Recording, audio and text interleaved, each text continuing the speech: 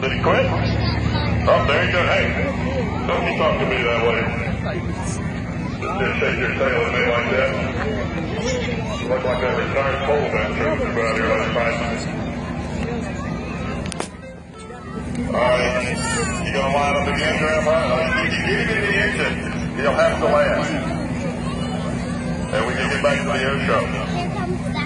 I remember leading a little bit this time. Shoot off the other way.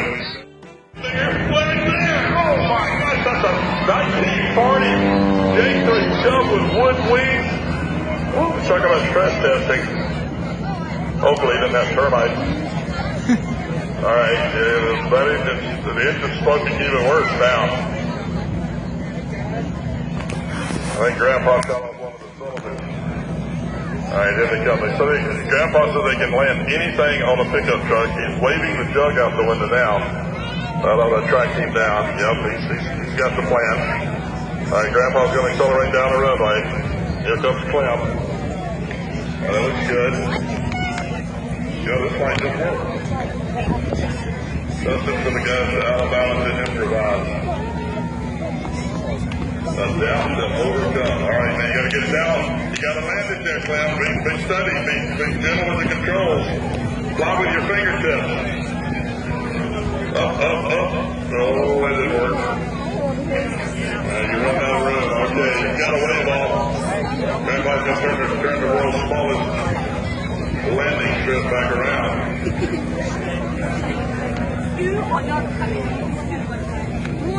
Here. Okay. Now we got the compressible cocktail on the departure end of the runway that is there for an emergency situation. The whole Grandpa that's hit it down with the truck already buried up to its axle. Alright, here comes Clem. He's lined up again. Grandpa's giving some kind of hand signal. Must be some secret Alabama handshake.